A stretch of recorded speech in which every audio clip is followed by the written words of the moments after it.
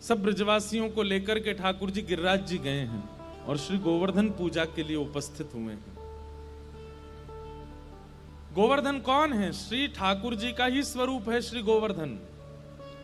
लेकिन ठाकुर जी मन में विचार करते हैं कि भैया जे ब्रजवासी मोए प्रणाम करें ना आए कभी, इनते मैं कितना कह दूं कि मैं जय जय हूं, मैं भगवान हूं, जय मोए कभी प्रणाम नहीं करेंगे। लेकिन देखो एक बात समझिएगा, ठाकुर जी तो ब्रजवासियों को अपना सखा, भाई, बंधु, प्रियजन आदि ये सब मानते हैं।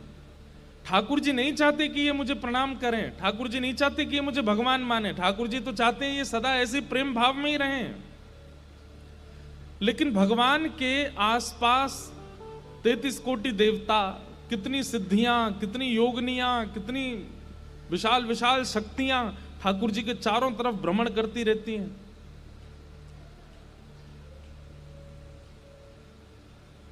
जिसको हम ये कहते हैं कि प्रोटोकॉल ठाकुर जी का, वो तो चारों तरफ रहता ही है। वो कहीं ना कहीं कम ज्यादा आंकना शुरू कर देते हैं लोगों को। उन्होंने मन में विचार किया कि भाई ये ठाकुर जी के गले में गलवैयां डाल के घूमते हैं, सिर पर चढ़ जाते हैं, कभी इनको गैया की तरह बैठा देते हैं, स्वयं इनके ऊपर चढ़ जाते हैं। अरे ये तो परमात्मा है, इनको प्रणाम करना चाहिए। तब ठाकुर जी ने विचार किया कि ये मेरे आसपास रहने वाले देवी देवता आदि आदि ये जो भी शक्तियां हैं, ये तो भगवान के साथ रहती ही हैं। ये सिद्धियां कहीं ब्रजवासियों को परेशान ना करें, इसलिए एक बार तो कुछ ऐसी योजना बने कि ये मुझे प्रणाम करें और साल भर ये मेरे मित्र बने रहें, सखा बने रहें, मेरे भाई बंधु बने रहें, पर साल में एक दिन ऐसा आवे कि सब ब्रजवासी मेरी वंदना करें। अब मैं कहूंगा मेरी वंदना करो तो करेंगे नहीं, तो मैं अपने ही एक प्रतिनिधि रूप में इनको प्रणाम करवाऊं। इसलिए ठाकुर जी सबको लेके गिरिराज जी गए और गिरिराज जी जाकर के ठाकुर जी बोले भैया पूजो जे ये सांचो देवता। ब्रजवासी बोले लाला हम कैसे मान लें कि सांचो देवता? बोले तुम परिक्रमा लगाओ, भोग लगाओ, प्रार्थना करो और नई देवता प्रकट है जाए तो मोते कहियो। ब्रजवासी बोले देख ले लाला, सांची को देवता होना चाहिए। ठाकुर जी बोले सांची को देवता होएगो कैसे पहचानोगे? बोले 4 भुजा होनी चाहिए वाकई। ठाकुर जी बोले 4 भुजा वारो ही आवेगो, चलो। चारों तरफ परिक्रमा करके 56 भोग पधरा करके जैसे ही ब्रजवासी उन्हें आंख बंद करके प्रणाम किया, इतने में ही ठाकुर जी ही एक विशिष्ट श्रृंगार करके चतुर्भुज रूप धारण करके, एक रूप से तो 2 भुजावारे नीचे खड़े हैं और 4 भुजावारे बनकर के ठाकुर जी श्री गिरिराज जी के ऊपर प्रकट हो गए।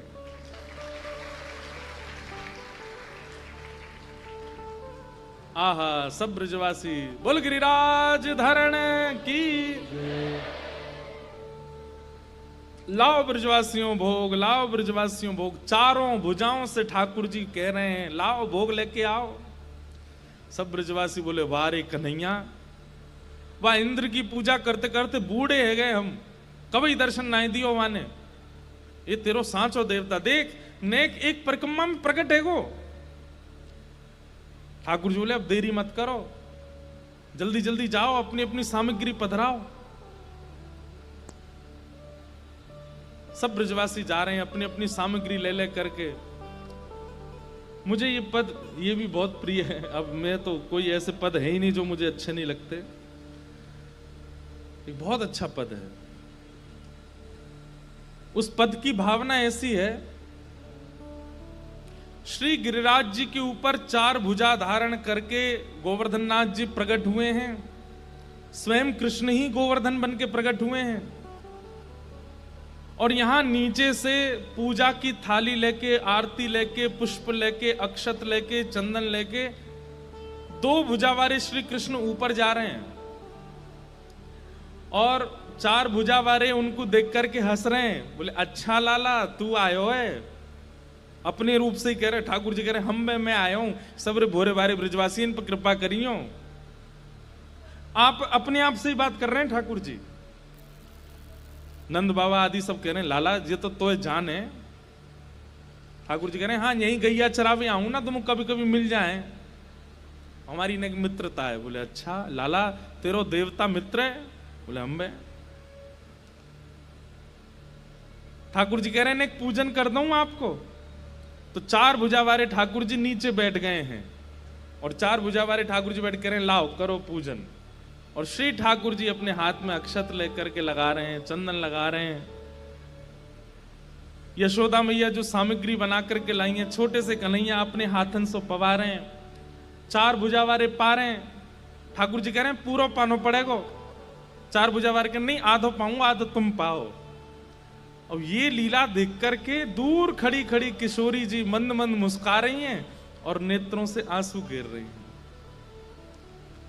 और श्री किशोरी जी गा रही हैं। सूरदास जी वर्णन करते हैं, यह लीला सब तरत कन्हाई, यह लीला सब तरत कन्हाई, यह लीला सब करत कन्हाई, यह लीला सब करत कन्हाई।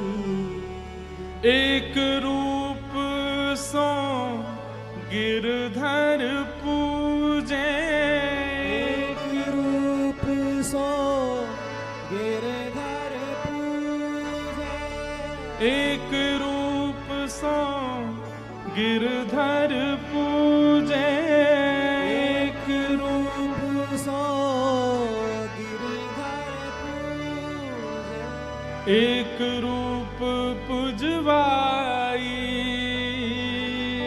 एक रूप पुजवाई, यह लीला सब करत कन्हाई, यह लीला सब करत कन्हाई।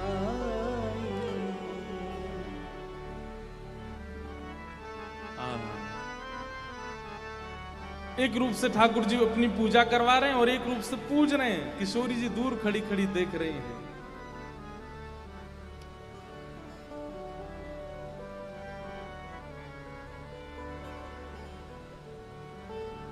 सब ब्रजवासी अपने अपने घर की सामग्री लेकर के जा रहे हैं, गिरिराज जी का पूजन कर रहे हैं, पवा रहे हैं।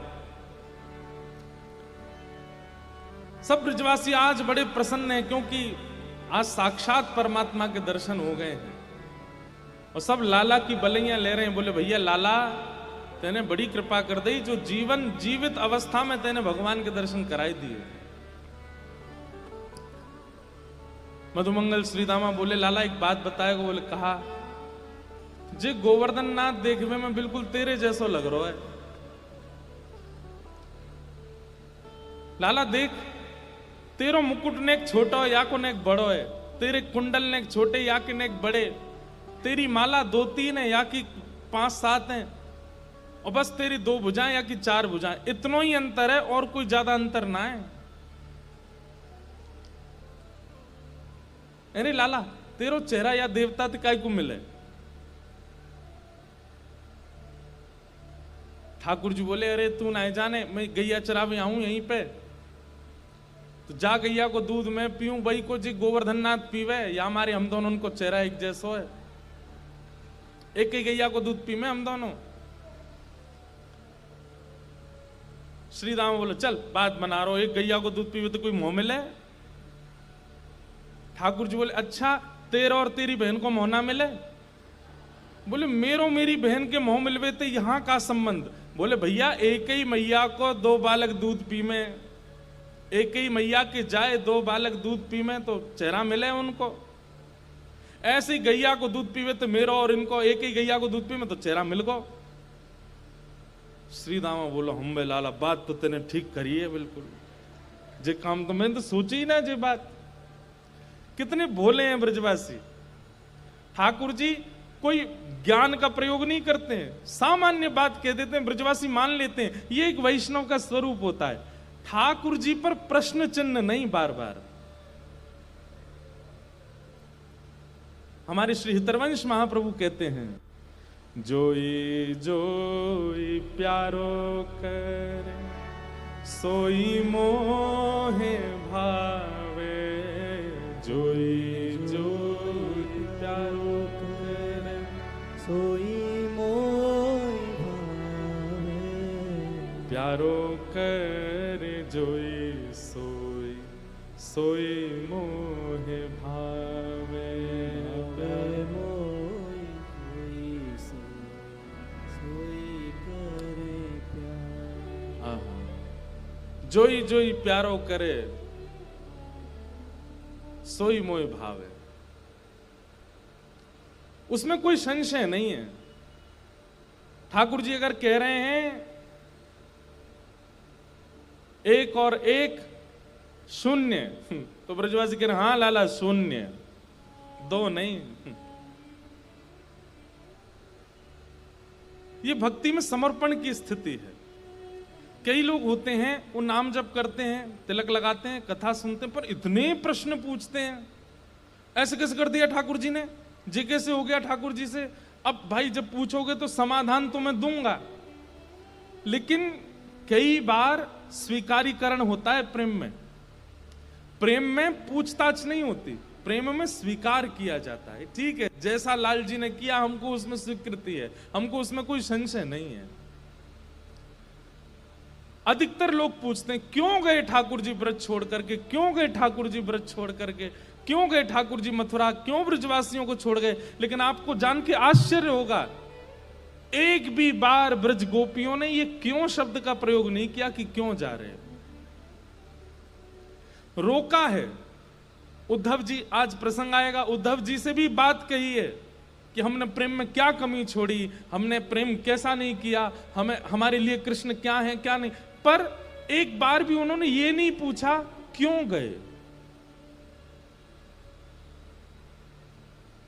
इसीलिए नारद भक्ति सूत्र में श्री नारद जी प्रेम की परिभाषा लिखते हुए कहते हैं, प्रेम इज इक्वल टू क्या, यथा ब्रज गोपी का नाम, ब्रज की गोपी, जिन्होंने पूछा ही नहीं है श्री कृष्ण से कि आप जा क्यों रहे हो। कृष्ण जा भी रहे हैं तब भी गोपियां ये बता रही हैं कि हम तो श्याम सुंदर तुम्हारे बिना रह ही ना सके, हे श्याम सुंदर तुम्हारी रूप माधुरी को देखे बिना हमारो जी कैसे लगेगा, हे श्याम सुंदर हमने कोई सेवा में कमी छोड़ दी। वो स्थिति परिस्थिति का वर्णन कर रही हैं, लेकिन प्रश्न नहीं पूछ रही हैं कि आप जा क्यों रहे हो। क्योंकि जोई जोई प्यारो करे, सोई मोह भावे।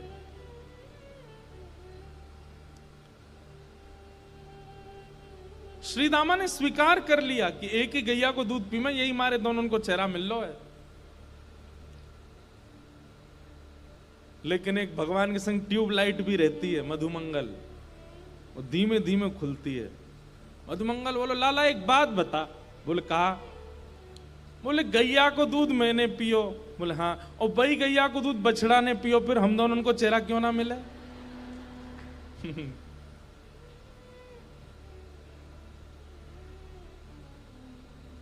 ठाकुर जी बोले कौन कह रहा ना मिले, तेरो मुंह बछड़ा सो ही लगे। ऐसे ठाकुर जी की मधुर लीला। हमारे ब्रज में तो कहीं कहीं ऐसा वर्णन करें, मधुमंगल श्रीदामा इतने चतुर, मधुमंगल श्रीदामा मन सुखा, ये सब ठाकुर जी सखा, ये सबरे लाला अकेला छोड़ के चुपचाप पीछे गिरिराज जी के थे ऊपर चढ़ गए, और ऊपर चढ़ के पीछे थे जाकर के गिरिराज बाबा को देख रहे हैं, और पीछे देख रहे हैं यहाँ के, हम तो ये देखे आए यहाँ के दो हाथ नकली हैं कि असली हैं, और पीछे थे जाके सबरे यूं कह रहे हैं छू के देख ले एक बार। कोई उनके गाल पकड़ के देख रहा हो, कोई हाथ पर। ठाकुर जी ने जैसे ए कहा कर रहे हो, वो लाला हम तो देख रहे कि सांची देवता है कि ना है। वो कहा पता चली, बोलो बिल्कुल सांची देवता है लाला, जैसे हमारे दो हाथ निकले ना ऐसे ही दो हाथ निकले आए आके भी। बड़े सीधे हैं ब्रजवासी, इसलिए ठाकुर जी को बहुत अच्छे लगते हैं। वो बुद्धि का प्रयोग, चतुराई नहीं है उनमें। अगर मैं कह दूं तो इसमें कोई अतिशयोक्ति नहीं, ठाकुर जी को इधर से जीने वाला व्यक्ति कम प्रिय है, इधर से जीने वाला व्यक्ति ज्यादा प्रिय है। और वैष्णवता, आप श्रृंगार कर लो वैष्णव का, वस्त्र पहन लो वैष्णव के, नियम पालन कर लो वैष्णव के, पर वैष्णवता तभी प्रकट होगी, तभी आपके स्वभाव में आएगी जब आप यहां की जगह यहां से जीने लगेंगे, इसका प्रयोग नहीं। ठाकुर जी को तो सीधे लोग प्रिय, हृदय वाले लोग प्रिय, और इसी का प्रमाण है कि बहुत बुद्धिमान है उद्धव। उद्धव के लिए क्या श्लोक कहा जाता है भागवत जी में? वृष्णीनाम प्रवरो मंत्री कृष्णस्य दैत सखा शिष्यो बृहस्पतिर साक्षात उद्धवो बुद्धि सत्तम। उद्धव कौन है? वृष्णीनाम प्रवरो मंत्री, वृष्णियों के मंत्री हैं, वृष्णि मतलब यदुवंशियों के। कृष्णस्य दैत सखा, दैत सखा मतलब इतने घनिष्ठ सखा हैं कि एक ही बेड पे सोते हैं, एक दूसरे के कपड़े पहन लेते हैं, एक ही थाली में पाते हैं। कृष्ण के दैत सखा हैं उद्धव जी। और शिष्यो बृहस्पतिर साक्षात, साक्षात बुद्धि के देवता बृहस्पति के शिष्य हैं, गुरु के शिष्य हैं। बृहस्पति कौन है? गुरु, उनके शिष्य हैं। उद्धवो बुद्धि सत्तम, कौन है? बोले बुद्धि में परम पारंगत हैं श्री उद्धव जी महाराज। लेकिन पता नहीं क्यों ठाकुर जी को लगा कि भाई ये इधर से जीता है, और मथुरा से द्वारिका लीला जाने में मुझे इधर से जीने वाला व्यक्ति नहीं चाहिए, सब इधर से ही हैं यदुवंशियों में, एक तो इधर का आवे। इसलिए उद्धव को वृंदावन भेजा, जाओ। अभी प्रसंग तो बाद में आना है, लेकिन मेरे को हमारे कालीराम साईं जी 2 दिन से मेरे को बोले महाराज जी इस बार उद्धव गोपी संवाद सुनना है। तो बार बार उद्धव आज सोच के ही बैठा हूं कि उद्धव गोपी संवाद कहना है। बार बार ये उद्धव की बात आ रही है। ठाकुर जी को प्रिय बहुत है कौन? जो हृदय से रहता, बुद्धि वाले नहीं। एक बात और कह दें, बुद्धिमान लोगों को ठाकुर जी ने संसार के लिए बनाया कि इनकी वजह से संसार चलेगा। बुद्धिमान होंगे तो इकोनॉमी डेवलप होगी, बुद्धिमान होंगे तो देश आगे बढ़ेगा, बुद्धिमान होंगे तो नई नई टेक्नोलॉजीज आएंगी, बुद्धिमान होंगे तो माया और अपना जाल बिठा पाएगी। लेकिन भक्तिमान होने के लिए तो हृदय का होना आवश्यक है।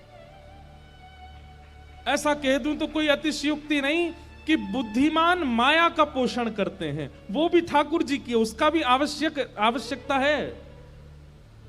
और हृदयवान भक्ति का पोषण करते हैं।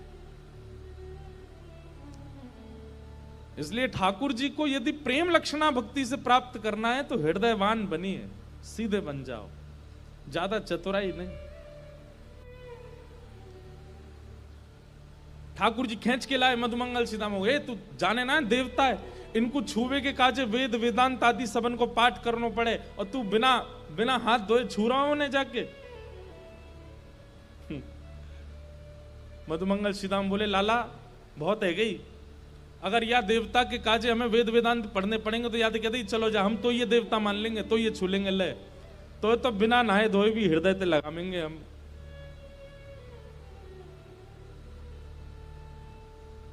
ब्रजवासियों का प्रेम बड़ा अटूट है, बड़े प्रसन्न हैं आज सब ब्रजवासी। इतने में ही इंद्र को पता चल गया कि मेरी सेवा पूजा बंद हो गई, तो इंद्र ने मेघमालाओं को आज्ञा कर दी, जाकर के ब्रज पर इतनी वर्षा करो कि सब ब्रजवासी डूब जाएं। गड़गड़ करके बादल गरजने लगे और मूसलाधार बारिश जैसी प्रारंभ हुई। सब ब्रजवासी बोले हम तो पहले ही मना कर रहे, इंद्र की पूजा मत करो, देखो इंद्र नाराज है गो। अरे लाला तू 7 बरस को और तेरी बात मान करके ये 70 बरस के सवरेन ने तेरी बात मान करके ये हम इंद्र की पूजा बंद कर दी, वही को नतीजा है रोज।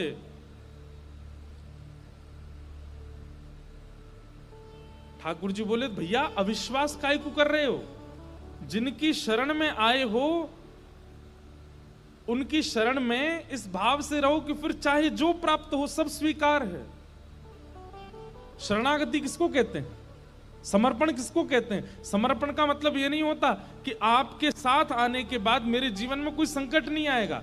समर्पण इसको कहते हैं कि आपके साथ आने के बाद जीवन में संकट भी आएगा तो भी मैं आपको नहीं छोड़ूंगा, इसको समर्पण कहते हैं। कई लोग कहते हैं कि राम जी की और सीता जी की जब कुंडली मिली तो सारे गुण मिल गए। कितने गुण होते हैं टोटल, कितने गुण होते हैं? 36। हाँ, तो कहते हैं 36 गुण मिले।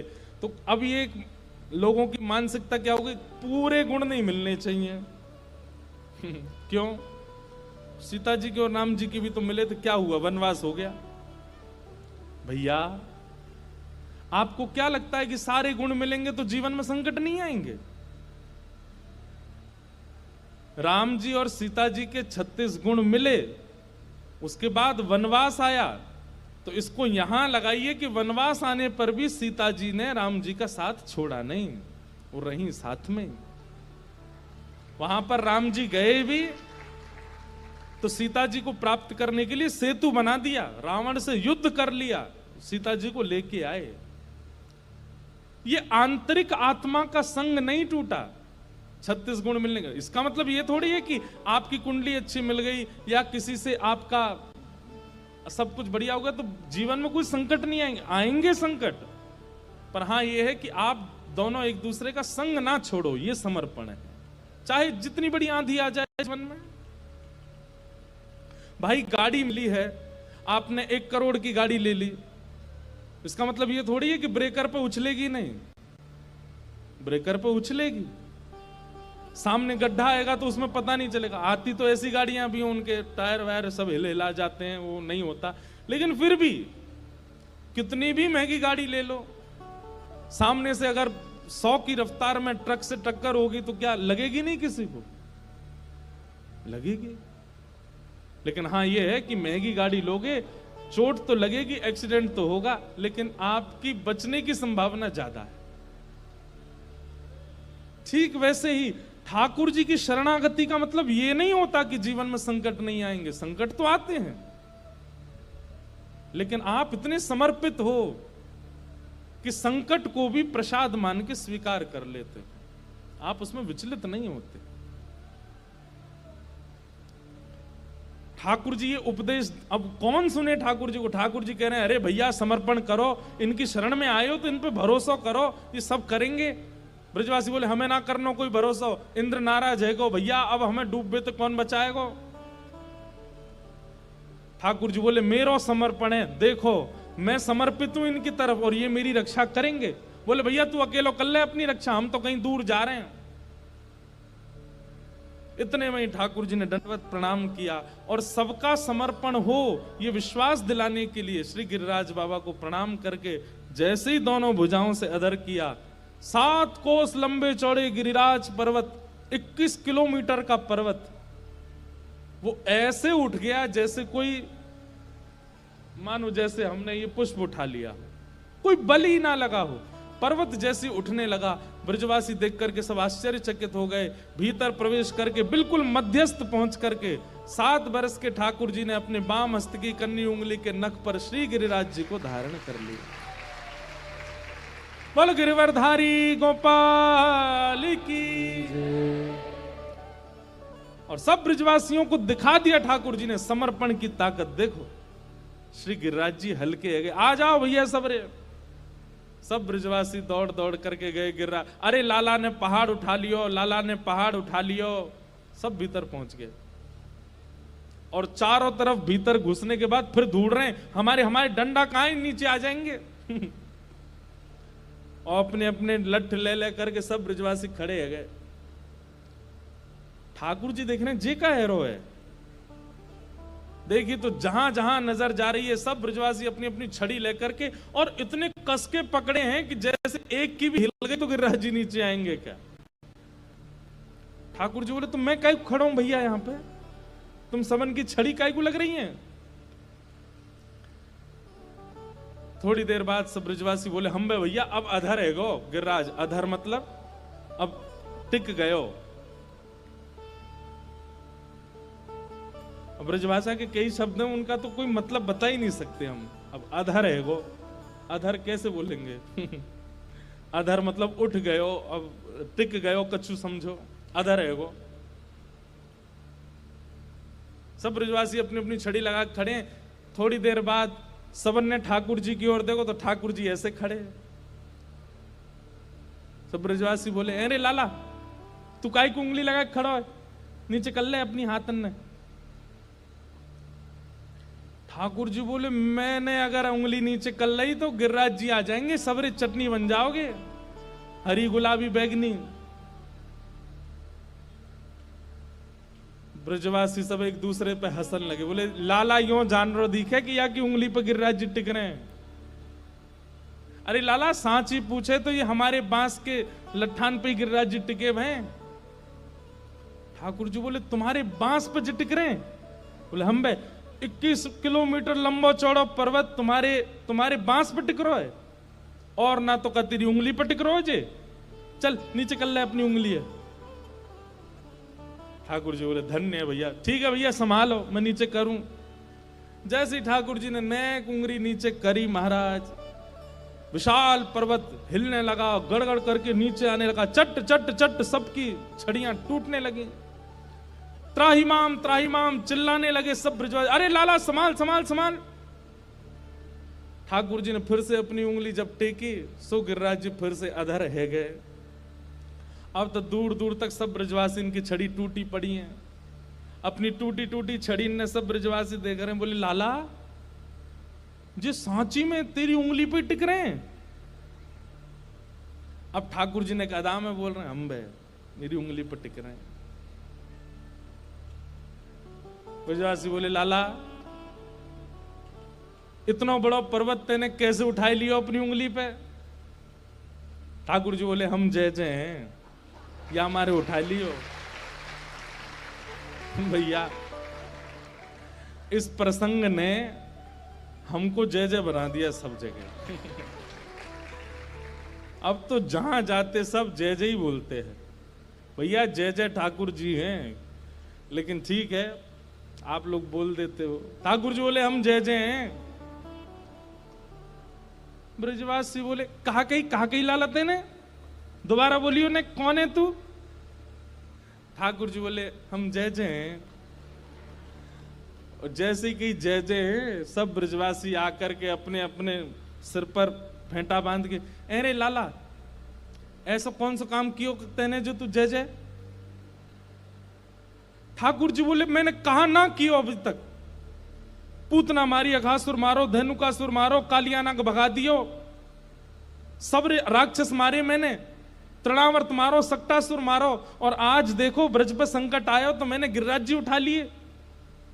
कोई सामान्य बालक कर सके इतने कामन ने? मैंने 7 वर्ष की आयु में ये सब कर दिए, या हमारे में जय जय हूं। ए चल मधुमंगल आजा प्रणाम कर।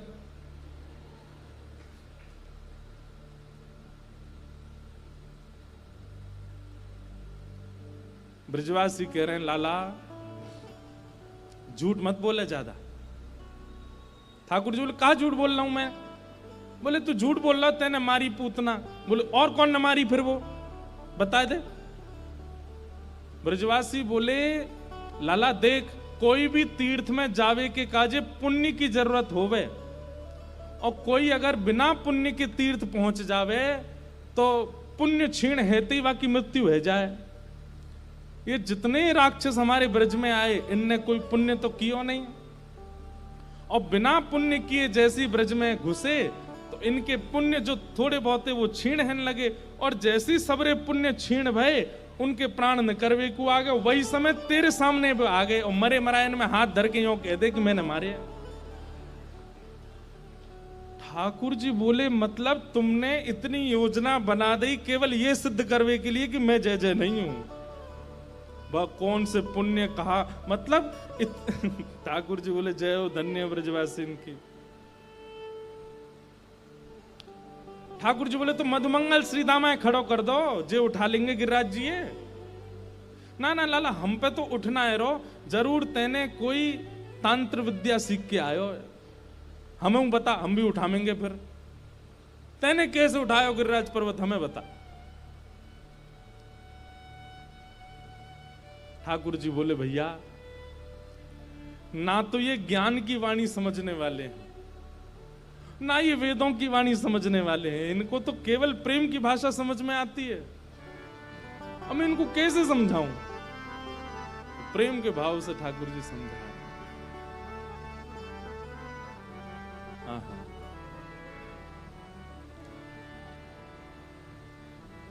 कछु माखन को बल बढ़ो, कछु गोपन करी सहाय। श्री राधे जू की कृपा सो मैंने गिरिवर लियो उठाए। भैया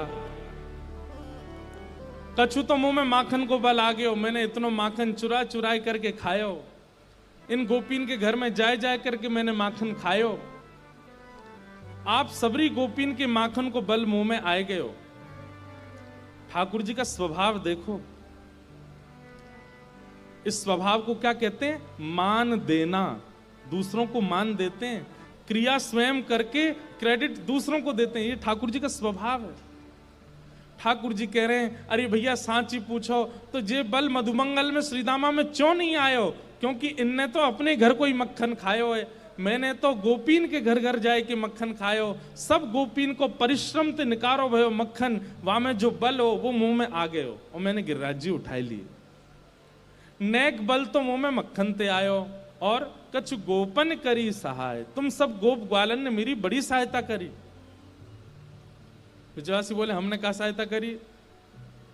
बोले, जब मैं गिरिराज जी उठाए रहे हो, आप सब अपलक नेत्रन से मेरी ओर निहार रहे, आप सबन की शक्ति नेत्रन से निकर के मुंह में आई गई और आप सब ब्रजवासिन की शक्ति मुंह में जैसे ही आई सो ही मैंने गिरिराज जी उठाए लिए।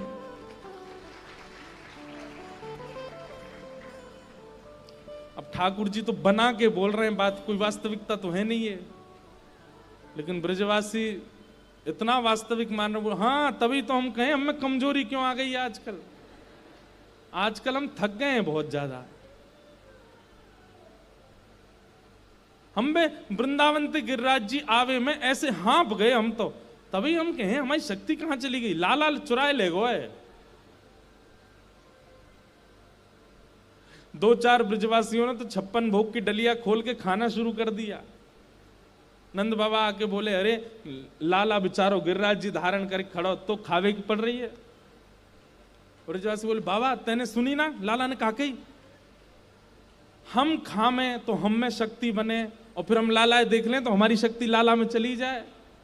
हम बढ़िया लड्डू खामेंगे, मेवा खामेंगे, पूड़ी खामेंगे तो हम में शक्ति बनेगी और फिर जब हम लाला देख लेंगे तो हमारी शक्ति लाला में चली जाएगी।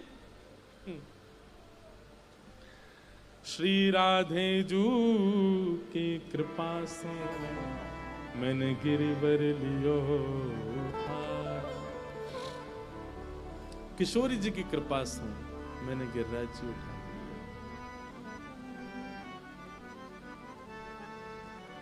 आहा, लाल जी एक नख पर गिरिराज जी धारण करके 7 दिन 7 रात्रि पर्यंत ठाकुर जी ऐसे ही खड़े रहे।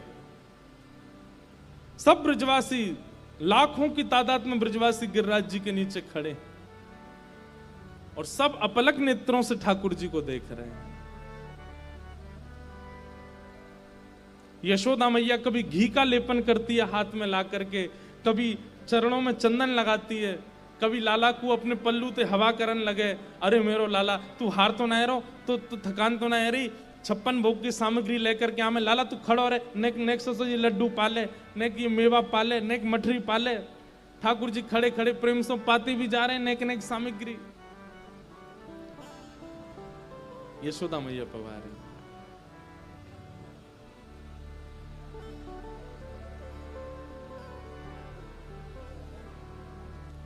7 दिन 7 रात्रि बाद जब इंद्र को पता चला कि भाई ये सामान्य लीला नहीं है, ये सामान्य बालक नहीं है, ये तो साक्षात परमात्मा है। उसने जैसी वर्षा विश्राम की, ठाकुर जी ने गिरिराज जी को 7 दिन बाद नीचे पधरा दिया। इंद्र ने आकर के भगवान से क्षमा मांगी, ठाकुर जी ने इंद्र को क्षमा किया। इंद्र पर क्रोधित नहीं हुए ठाकुर जी। उसके पीछे कारण बताते हैं कि इंद्र की क्रिया से ब्रजवासियों का सामीप्य बना ठाकुर जी से।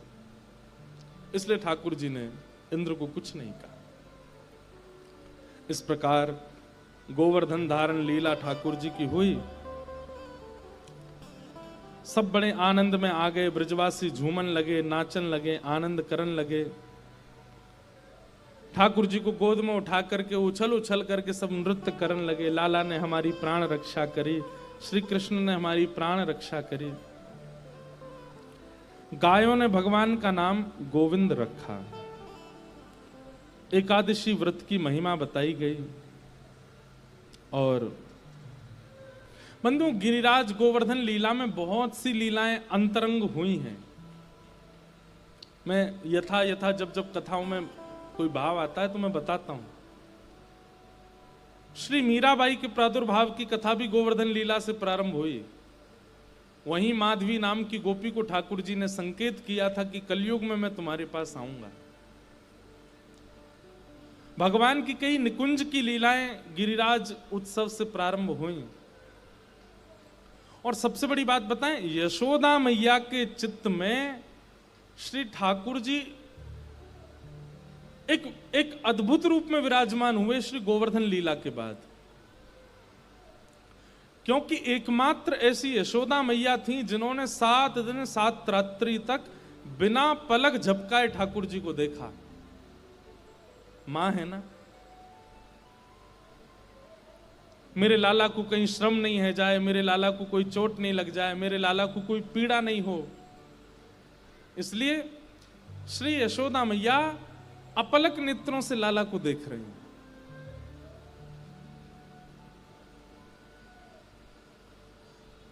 ये सब गोवर्धन लीला उत्सव बहुत सारी कड़ियों को जोड़ता है। यशोदा मैया 100 वर्ष बाद जब द्वारिका में मिलती हैं ठाकुर जी से, तब यही बात कहती हैं कि लाला तेरो एक स्वरूप मेरे चित्त में बैठो है, वो स्वरूप मेरे चित्त ते कभी ना जावे। वो स्वरूप यही है।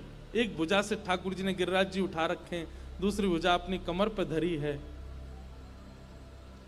कई भाव एक ही भाव में प्रस्तुत हो जाते हैं।